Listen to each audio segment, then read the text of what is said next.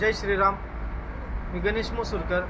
शिवसेनेचा सुरुवातीच्या काळात ज्यावेळेस एकनाथ शिंदे साहेबांनी जे या हिंदुत्वाच्या मुद्द्यावरती वेगळं व्हायचं भूमिका घेतली आणि बाबा संघटना मोठ्या पद्धतीत बाळासाहेबांच्या विचारावरती बांधण्याचा जो निर्धार घेतला, त्यावेळेस सुरुवातीच्या काळात बोर आणि वेल्हा तालुक्यात सुरुवातीच्या त्यांच्यासोबत जाणारा व्यक्ती आम्ही होतो. अख्खी माझी ग्रामपंचायत पूर्ण घेऊन त्यांच्या वर्षा बंगल्यावरती मुख्यमंत्री असताना मी प्रवेश केला होता. तर इथं तळागाळात शिवसेना बांधण्याचं काम मी केलं होतं. तर त्या माध्यमातून ज्यावेळेस ते मुख्यमंत्री होते त्यावेळेस मी इथं लोकांसाठी त्यांच्या आरोग्यासाठी मुख्यमंत्री सहायता निधीतनं बऱ्याच लोकांची कामं करून दिली. आणि काय काय आपले जिल्हा प्रमुख आमचे होते बाळासाहेब चांदेरे, त्यांच्या माध्यमातून मी माझी शिफारस करून बऱ्याच गावांमध्ये निधी पोचवण्याचंही काम केलं. पण काही स्थानिक नेत्यांच्या दबावामुळे किंवा कशा आज कुठल्या तरी गोष्टींमुळे बाबा त्यांच्या काय अडचणी होत असतील पुढे जाऊन त्यांच्या राजकीय जीवनात, त्याच्यामुळं आज मला तिकीट नाकारण्यात आलं. का तर मी गरीब घरचा मुलगा आहे, माझ्याकडे पैसे नाही आहेत. तर पैसे जरी नसले तरी माझ्यावरती जनतेचं प्रेम आहे, माझ्या सहकाऱ्यांचा माझ्यावरती विश्वास आहे.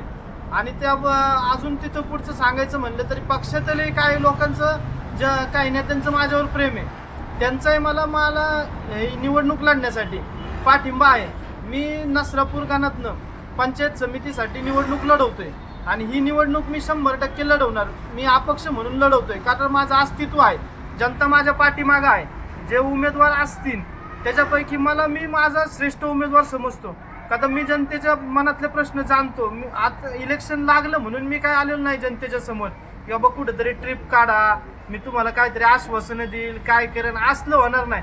हे जरी उद्या काय कमी जास्ती जरी झालं सरस निरस तरी जनतेसाठी मी कायम उपलब्ध राहणारा माणूस आहे. आणि उपलब्ध राहणार आहे. मला समाजसेवा करायची. मला काय कुठनं तरी मी बाबा काहीतरी मोठा व्यवसाय बांधलेला आहे, व्यवसायातनं मला पैसे येतात आणि बघ मला नाव करायचे. नाव करण्यासाठी मग नंतर माणूस लय पैसे झाले की राजकारणात येतो. तर तशातनं मी आलेलो नाही. आता बरीच लोक राजकारणात नाव करण्यासाठी आलेली आहेत, पण मला जनतेची सेवा करायची बाबा, जनतेच्यासाठी लढायचे. त्यासाठी मी उभा राहतोय. मी 100% लढणार आणि इथून पुढे विजयी पण होणार. जरी काय वाटलं मला, कुणाचे दबाव आले, काय जरी झाले तरी जनतेचं प्रेम आहे, माझ्या सहकाऱ्यांचं मला बळ आहे, तरी मी काय माघार घेणार नाही. येणाऱ्या काळात एवढं मला का लढायचंय का तर माझ्यावरती काहीतरी बाबा एक जबाबदारी असावी आणि जबाबदार पद असावं. त्या पदाला वेटेज असतं. आज जसं माझ्याकडे काही पद नाही म्हणून माझी ताकद चालली नाही. लोकांनी माझं बाबा मोठमोठ्या नेत्यांनी अस्तित्व नाकारलं, तर ते अस्तित्व दाखवून देण्यासाठी मला आज लढायचे. आणि उद्या भविष्यात मी पंचायत समितीचा सदस्य झालो तरी मी नागरिकांसाठी रात्री अपरात्री उठून उभा राहणार आहे आणि त्यांच्यासाठी पळणार आहे. मला काहीतरी माझ्या भागात बदल घडवायचा आहे. त्या बदल घडवण्यासाठी बाबा जे काही नागरिकांना गोष्टी माहिती नाहीत, ज्या बाबा आपल्या सरकारमध्ये असतात, बऱ्याच सुविधा असतात, सुविधा माहिती नसतात आणि नागरिकांना तिथपर्यंत पोहोचायला अडचणी येतात. किंवा बाबा सरकारी जी लोक असतात बाबा, काही लोक त्रास देतात, काय करतात, काय होतं.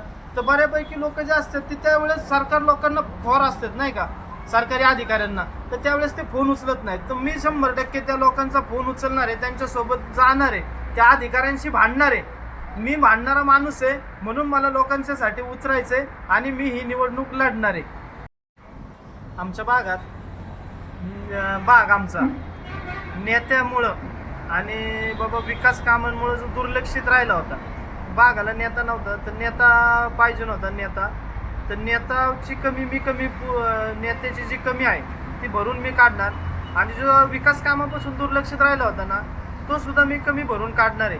जे लोकांचं बाबा डोक्यात होतं की बाबा ह्या भागाला कधी नेतृत्व द्यायचं नाही किंवा हा भाग डावलायचा, जरी डावलला तरी लोकांच्या प्रेमापोटी आणि जे आमच्या लोकांनी जो निर्धार ठाम मानलेला आहे त्याच्यामुळं लोकांनीच मला सांगितलेलं आहे की बाबा जर तू थांबला तर आम्ही तुझ्याशी बोलणं बंद करेन.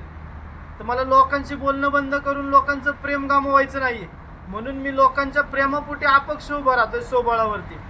आणि राहिला विषय तर अपक्षाचा, तर जे काय माझ्या भागात अजून अपक्ष उभे राहिलेले आहेत जिल्हा परिषदला किंवा पंचायत समितीला, तर बऱ्याच अपक्ष लोकांचं मंडळींचं असं बोलणं चाललेलं आहे आत्ता की यार आपण जर असं आपली ताकद आहे, आपण ह्याच्या आधी कामं केलेली आहेत, जर आपण कामं केलेली आहे, जनतेपर्यंत पोहोचलेलो आहे, जनतेचा आपल्यावर विश्वास आहे, तर मग आपणच का नाही एखादी वेगळी भोर विकास आघाडी म्हणून काढायची.